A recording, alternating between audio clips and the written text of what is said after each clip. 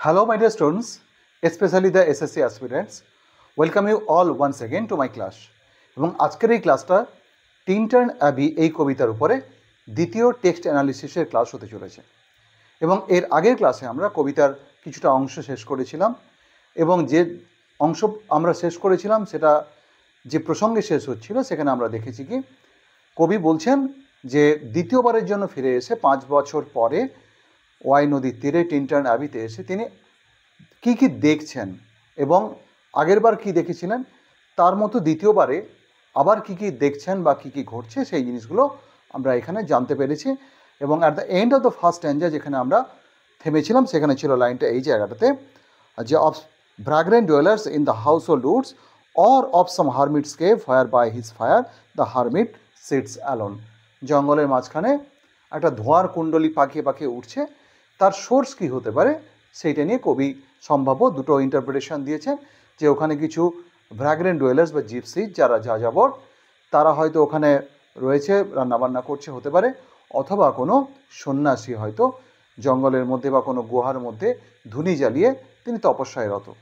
তো মোটামুটি আমরা এই জায়গাটাতে থেমেছিলাম। এরপরে আমরা সামনের দিকে এগোবো।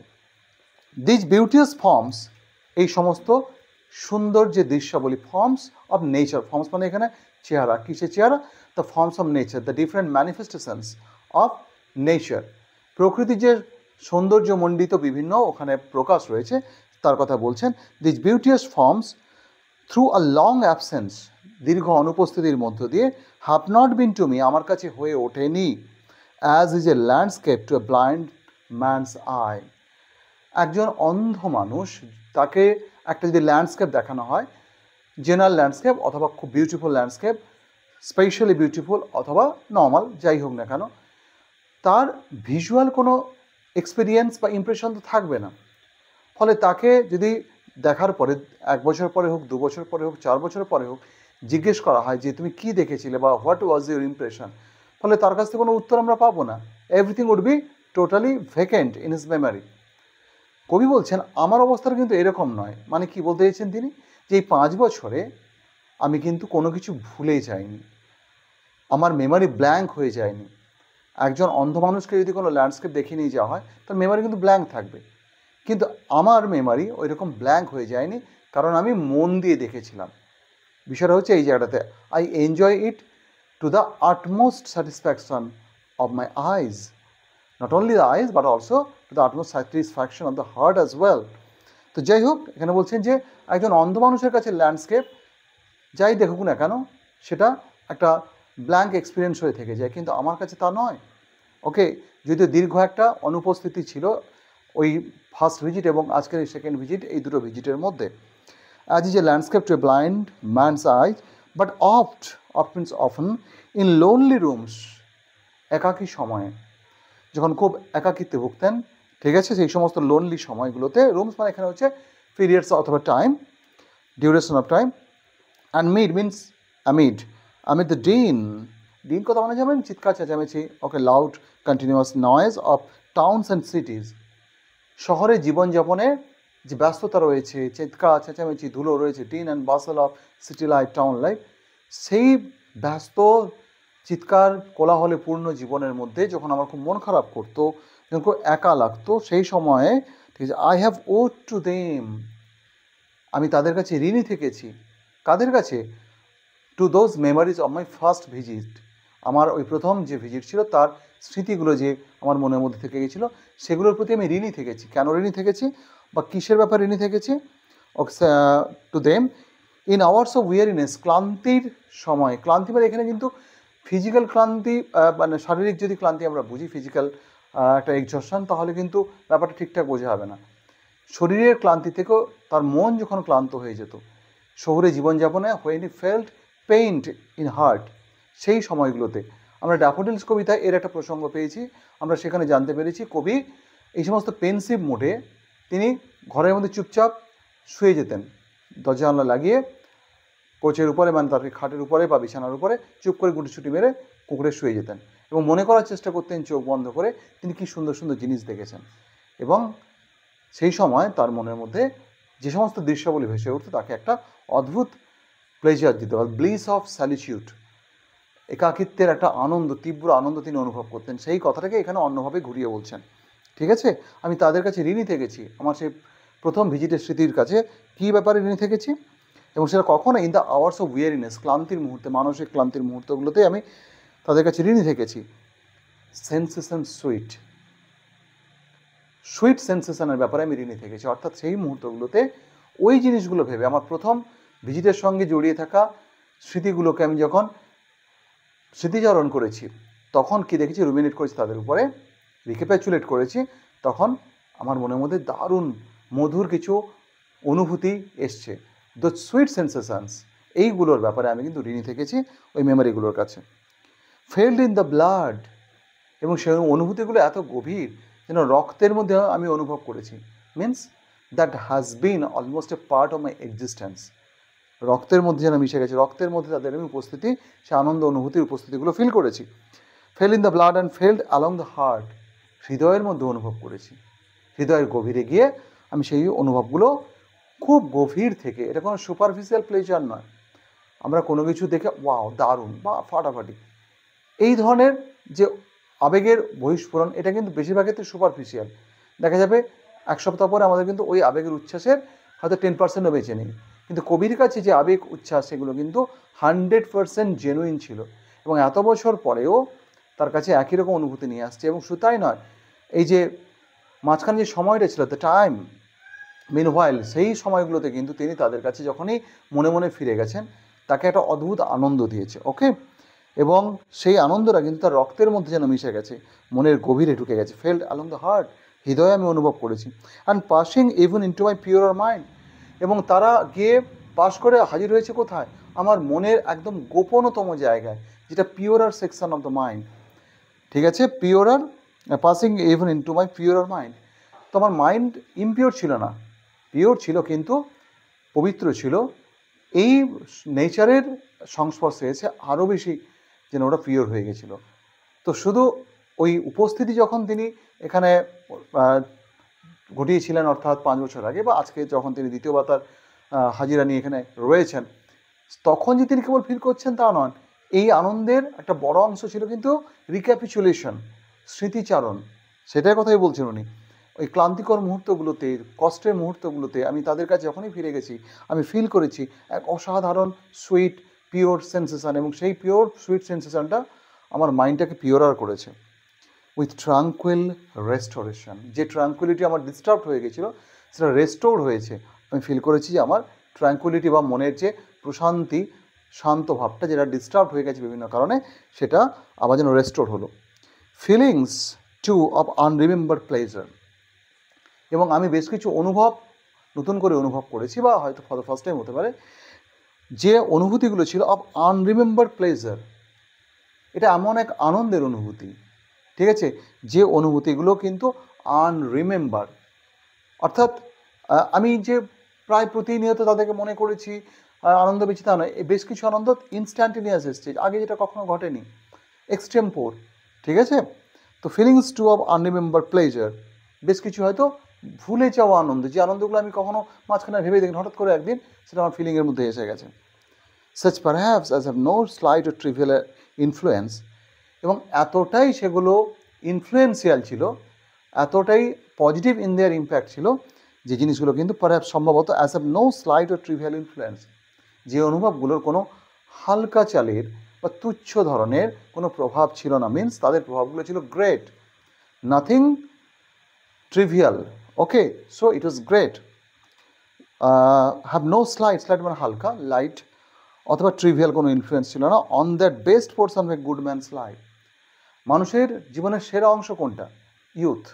ওকে, এবং ইউথটা এই কারণে মানুষ তার ফিজিক্যাল এবং মেন্টাল ক্যাপাবিলিটির সেরা জায়গাটাতে এই সময়টাতে থাকে।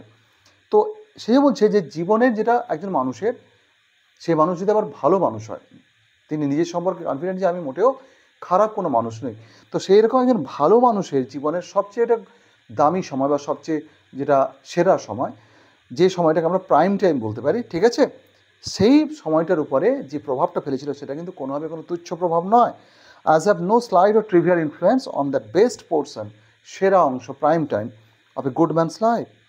এবং প্রভাবিত করেছিল কোন কোন জিনিসগুলোকে? His little nameless unremembered acts, তার বেশ কিছু কাজ, যে কাজগুলো হয়তো সেই অর্থে কোনো নাম হয় না, সে কাজগুলো অফ কাইন্ডনেস, অফ গুডনেস, অন্যের প্রতি একটা গুড ফিলিং, সফট ফিলিং, দয়া, সহানুভূতি, এই অনুভবগুলো আমার মধ্যে আরও বেশি করে জাগরিত হয়েছিল। আমি জানি এই সমস্ত ভিজিটগুলোর যে সুইট সেন্সেশন তার কারণে। So on the best portion of a good man's life his little, ছোটো ছোটো, সে অর্থে বিশাল এর কোনো হয়তো নাম নেই যে রক্তদান, ঠিক আছে, বৃক্ষরোপণ, এরকম বিষয় নয়, ঠিক আছে, বড় বড় সমাজসেবামূলক যে কাজগুলো আমরা বুঝি সেরকম কোনো ব্যাপার নয়। His little nameless unremembered acts, okay, of kindness and of love. রাস্তায় কোনো একটা মানুষ, বৃদ্ধ মানুষ রাস্তা বেরোচ্ছেন, তাকে একটুখানি সময় দিয়ে দাও, বাইকটাকে একটু স্লো করে, উনি পেরিয়ে গেলেন, তারপর আমরা পেরিয়ে গেলাম, এটাও একটা কাইন্ডনেস। এর কোনো নাম হয় না, এগুলো ছোটো ছোটো little acts of kindness and goodness, okay. বা কাউকে ভালোবাসা, ভালোবাসা মানে কিন্তু আমরা যে অর্থে জেনারেলি বুঝি সেই অর্থে আমি বলছি না, কোনো একজন সাধারণ মানুষকে তার সমস্যার সময় দাঁড়ানো, তার পাশে দাঁড়ানো, তাকে একটু হেল্প করা, সহমর্মিতা, সমানুভূতির জায়গাটা ফিল করা, সহানুভূতির সঙ্গে আরও বেশি ইম্পর্টেন্ট হচ্ছে সমানুভূতি। তো সেই জায়গাগুলো আমরা যদি অনুভব করতে পারি, এগুলো সবই হচ্ছে লিটল অ্যাক্টস। হয়তো আমি তার প্রতি হয়তো ছোট্ট একটা হেল্প করলাম, কোনো মানুষ গেলো ব্যাগটা তুলতে পারছে না, খুব ভারী, তার মাথা হয়তো বা কাঁধে হয়তো তুলবেন, আমি একটু হেল্প করলাম সবুজ। সো এটা কিন্তু ছোট্ট একটা কাজ, but this little act of kindness and goodness is of great impact, not only for the person, তিনিও যেরকমভাবে তোমার প্রতি কৃতজ্ঞ থাকলেন বা আমার প্রতি কৃতজ্ঞ থাকলেন, অ্যাট দ্য সেম টাইম আমার কিন্তু একটা অদ্ভুত ভালো লাগায় মনটা ছেয়ে গেল। তো এটাই বলছেন যে এই জিনিসগুলো কিন্তু আমাদের মনের উপরে একটা বড় প্রভাব ফেলে। On the best portion of good man's life, his little nameless, unremembered acts of kindness and of love, not less I trust, কোনো অংশে আমি কম বিশ্বাস করি না, to them I may have owed another gift, যে এই সমস্ত স্মৃতিগুলোর কাছে আমি ঋণী থেকেছি আর একটা বিষয়। What is that another gift? Of aspect more Sublime, অবশ্য এই গিফটটা অনেক সাবলাইম লেভেলের, উচ্চতর লেভেলের, উৎকৃষ্টতর লেভেলের, ঠিক আছে। সাবলাইম মানে আমরা অত্যুৎকৃষ্ট কোনো বিষয়কে আমরা সাবলাইম বলি, যেটা মান্ডেন নয়, অর্থাৎ আমাদের প্রতিদিনের যে জীবন তার থেকে একটু পরে, দৈনন্দিন আমাদের যে জীবন, ঠিক আছে, 10টা 5টা আলু ভাতে মার্কা যে জীবন, তার থেকে একটু ওপরে, ওকে। তো আমি আরেকটা গিফট তাদের প্রতি, মানে একটা গিফট পেয়েছি তাদের কাছ থেকে, তাই আমি তাদের কাছে ঋণী রয়েছে। গিফটটা কি? So another gift of aspect, যে আসপেক্ট মানে এখানে হচ্ছে দিক, ঠিক আছে, যার ফিচারটা হচ্ছে একটু সাবলাইম ধরনের, মো সাবলাইম, দ্যাট ব্লেসেড মোড। এরপরে কিন্তু খুব ডিপার একটা কনটেক্সটে কবি ঢুকে যাচ্ছেন, এটা খুব ভালো করে বুঝে নিতে হবে, খুব ভালো করে বুঝতে হবে।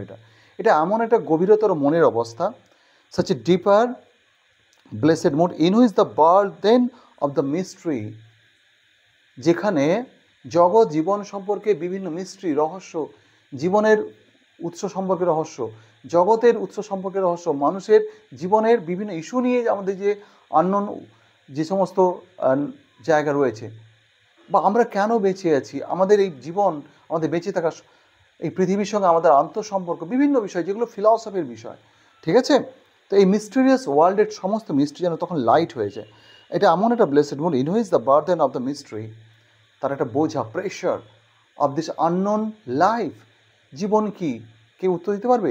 মৃত্যু কি, মৃত্যুর পরে কি রয়েছে, জীবনের আগে আমরা কোথায় ছিলাম, মায়ের পেটে ছিলাম, তারও আগে কোথায় ছিলাম, এই যে বিষয়গুলো, এই বিষয়গুলোর উত্তর সেভাবে হয় না, এগুলো সব মিস্টেরিয়াস ম্যাটার। তার একটা প্রেশার থাকে আমাদের মনের মধ্যে, আমরা যখন এর উত্তর খুঁজতে যাব আমরা কনফিউজড হয়ে যাব, এবং কেন ঘটছে, কেন আমার জীবনে এরকম ঘটলো, কেন আমার জীবনটা এরকম, এই সমস্ত প্রশ্নের উত্তর খুঁজতে গেলে উই উড ফিল প্রেসারাইজড। তো সব কিছু এই যে আমাদের মিস্টেরিয়াস জীবন, মিস্টেরিয়াস জগৎ, তার সমস্ত প্রেশার, সমস্ত বোঝা বার্ডেন যেন লাইট হয়ে যায়, okay. That blessed mood in which the burden of the mystery, in which the heavy and the weary weight, যেখানে ভারী এবং ক্লান্তিকর, ওয়েরি মানে ওয়েটটা ক্লান্তি অনুভব করে না, একটা মানুষ সেই ক্লান্ত অনুভব করে। তো সেই এখানে ট্রান্সফার এপিথেট রয়েছে ডেফিনেটলি, রিটোরিক্যাল ফিগার, যেখানে এপিথেট বা অ্যাডজেটিভটা যে নাউনের সঙ্গে বসা উচিত সেখান থেকে চলে এসছে, এখানে নাউন বা প্রোনাউনের সঙ্গে, যাই হোক। তো in which the heavy and the weary weight of all this unintelligible world, এই দুর্বোধ্য জগতের সমস্ত বোঝা, সমস্ত ভার যেন লাইট হ্যান্ড হয়ে যায়। তখন আর কোনো কিছু, সংসার, জীবন, সাফল্য, ব্যর্থতা, ঠিক আছে, হতাশা, প্রতারণা, এই কোনো কিছুই যেন আর মনকে প্রভাবিত করে না। একটা অদ্ভুত লাইট হার্টেড মুড এসে যায়, এবং সেই মুডটা কিন্তু ডেফিনেটলি অনেক বেশি সাবলাইম লেভেলের। That serene and blessed mood, এটা এমন একটা সেরিন, একটা খুব মানসিক শান্তি সম্পূর্ণ, ওকে, মনের মধ্যে একটা অদ্ভুত শান্ত অবস্থা তৈরি হয়, কমপ্লিটলি একটা calm and quite placid mood তৈরি হয়। তো সেই serene and blessed mood in which the affections মানে এখানে সেন্সেশনস, ফিলিংস।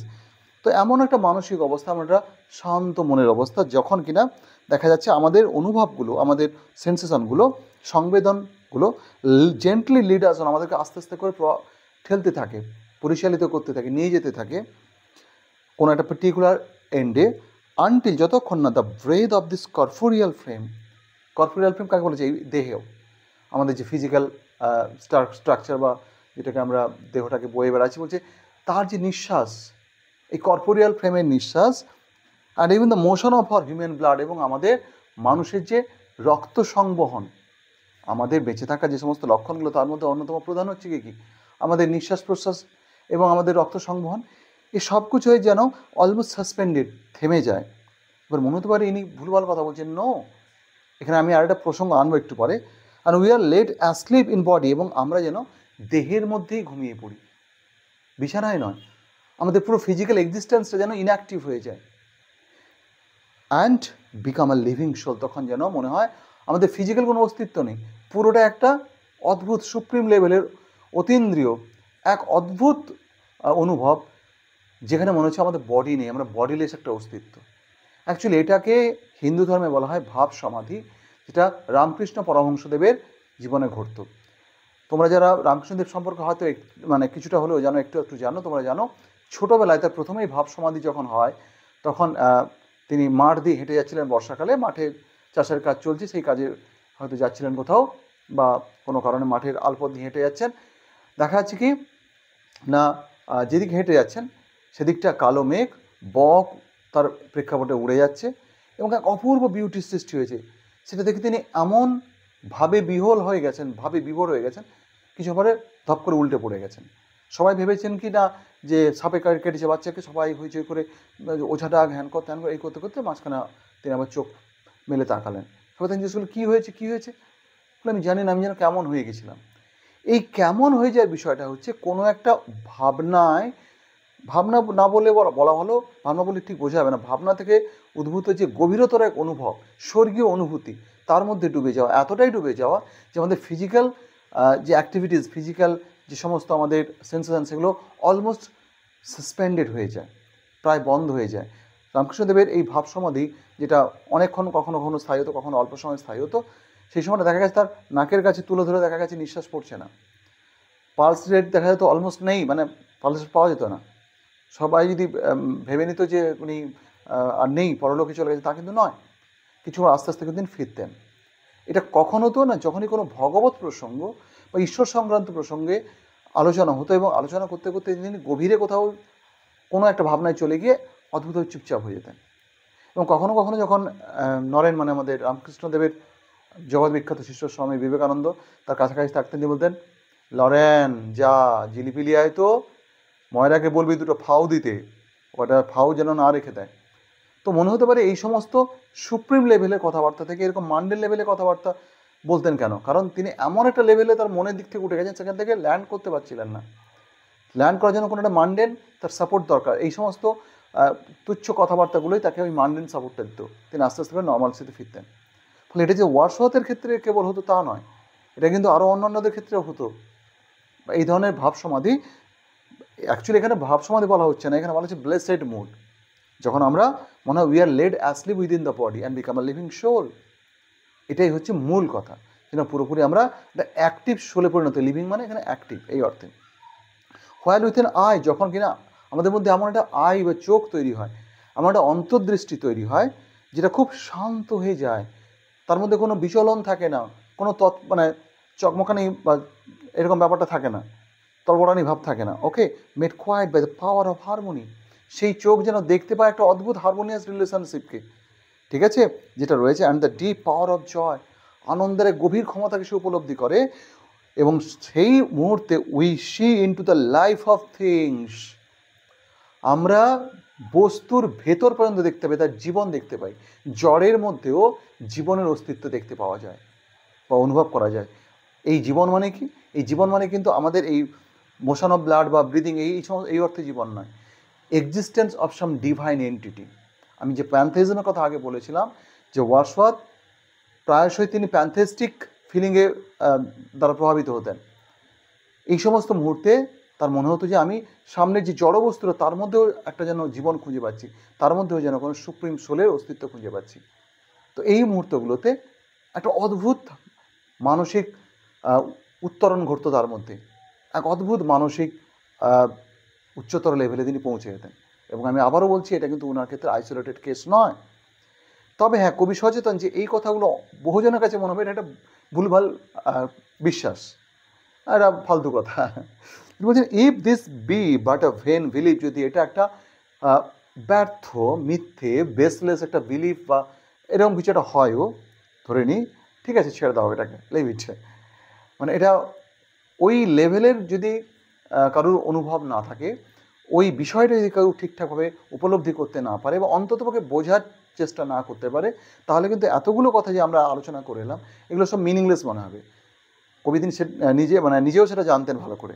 তাই তিনি বলছে যদি এটা ধরেও নিই যে একটা ব্যর্থ বিশ্বাস, মানে এখানে ব্যর্থ মানে মিনিংলেস, বেসলেস, ভিত্তিহীন হয়তো বিশ্বাস, ইয়েট তা সত্ত্বেও একটা বলবো, ও হাউ অফট, কতবার in darkness and amid the many shapes of joyless delights, কতবার মনের অন্ধকার সময়ে, এই ডার্কনেস বললে শুধু রাতের ডার্কনেস ভাবলে ভুল হবে। তারপর লাইনটা খেয়াল করতে হবে, amid the many shapes of joyless delight, রাতের সময় এবং দিনের বেলা, যখন দিনের আলোটাকে জয়লেস মনে হয়, রাতের অন্ধকার কেটে গেলে দিনের আলো এলে মানুষের মধ্যে একটা অদ্ভুত পজিটিভ ফিলিং আসে। কিন্তু কখনো কখনো দিনের আলোটাকে, ভোরটাকে মনে হয় রাতের চেয়েও বেশি অন্ধকার। ওই গানটা আছে না, এখন সকাল রাতের চেয়েও বেশি অন্ধকার, একই সূর্য নাকি স্বপনের চিতা, একই পাখির কুজন নাকি হাহাকার। মানুষের মনে যখন খুব নেগেটিভ কোনো ফেজ চলে তখন এরকম মনে হতেই পারে। তো সেই সমস্ত সময়ে হোয়েন দ্য ফ্রেটফুল স্টার, যখন বিরক্তিকর, ইরিটেটিং বিভিন্ন রকম movements, activities of our life, star মানে এখানে ডিফারেন্ট অ্যাক্টিভিটিস, আনপ্রফিটেবল, যেগুলোকে অর্থহীন, কোনো লাভ নেই জিনিসগুলোর জীবনে মনে হয়, মিনিংলেস, বেসলেস মনে হয়, and the fever of the world, এবং এই জগতের জ্বর মানে আমরা ফিভারিস লাইফ লিড করছি, আমরা প্রতি মুহূর্তে ওভার প্রেসারাইজড, রেগে থাকছি, প্রেসারাইজড থাকছি, ক্ষুব্ধ হয়ে থাকছি, আমরা যেন একটা অদ্ভুত ফিভারের মধ্যে দিয়ে যাচ্ছি, মেন্টাল ফিভার। এটা কিন্তু ফিজিক্যাল ফিভার নয়, আমাদের মন সবসময় ফিভারিস হয়ে থাকছে, ফিভারও হয়ে থাকছে, হয় হিংসায়, না হয় ক্রোধে, না হয় বিদ্বেষে, কোনো না কোনোভাবে আমরা অল টাইম ফিভার হয়ে থাকছি। তো সে fever of the world have hung upon the beatings of my heart, আমার হৃদয়ের স্পন্দনগুলোর উপর যেন খুব ভারী হয়ে ঝুলে থাকে, খুব প্রেশারাইজ করে আমাকে সেই মুহূর্তগুলোতে। হাউ অফট, কতবার, how অফন means many a time, in spirit, মনে মনে, have I turn to the, আমি তোমার কাছে ফিরে গেছি, ও সিলভান ওয়াই, ও হে গ্রাম্য ওয়াই নদী, তোমার কাছে আমি কতবার ফিরে গেছি। আমি যদি এই সমস্ত সুপ্রিম লেভেলের অনুভবগুলোকে পাশে সরিয়েও রাখি, কিন্তু অ্যাটলিস্ট যখনই আমার মন খারাপ হয়েছে, যখন এই পৃথিবীর ভার আমার মনের উপর প্রচণ্ড চেপে বসেছে, ফিভারিস ফিল করেছি মনে মনে, তখন মনের শান্তি খুঁজে পাওয়ার জন্য আমি তোমার কাছে ফিরে গেছি। ফিজিক্যালি ফিরে যেতে পারিনি, কারণ the different limitations, obligations of professional life আমাকে অ্যালাউ করেনি যেতে, কিন্তু মনে মনে আমি তোমার কাছে ফিরে গেছি কতবার। The wanderer through the Woods, তুমি কে না, তুমি হচ্ছে সেই ভ্রাম্যমান পথিক যে কিনা বিভিন্ন জঙ্গলের মধ্যে দিয়ে এগিয়ে চলেছে। How oft has my spirit turn to the, এবং কতবার আমার মন তোমার দিকে ফিরে গেছে, তোমার কাছে গিয়ে হাজির হয়েছে। ওকে, তো আমরা আজকে কিন্তু এই জায়গাটাতে থামবো, আমি একটু স্লো মুভ করছি। এক্স্যাক্টলি এই কবিতাটা কিন্তু খুব দ্রুত পড়িয়ে দেওয়ার মতো কোনো কবিতা নয়, এটা এতটাই ডিপ লেভেলে কিছু ফিলসফিক্যাল থটসকে ইনকর্পোরেট করেছে এর মধ্যে, কবি করেছেন, যেটা কিন্তু ঠিকঠাকভাবে বুঝতে গেলে এত তড়বড় করলে হবে না। তাই যেটা আমি প্ল্যান করেছিলাম যে এটা হয়তো 3টে ক্লাসে শেষ করে দেবো, হয়তো আরেকটা ক্লাস বেশি লাগবে। সো প্লিজ ডোন্ট মাইন্ড, এটাকে আমি তাড়াতাড়ি পড়াতে পারছি না। সো যাই হোক না কেন, আজকে এইখানে ক্লাসটা শেষ করছি, দেখা হবে, কথা হবে পরের ক্লাসগুলোতে। সবাই ভালো থেকো, meet you in the next classes. Thank you.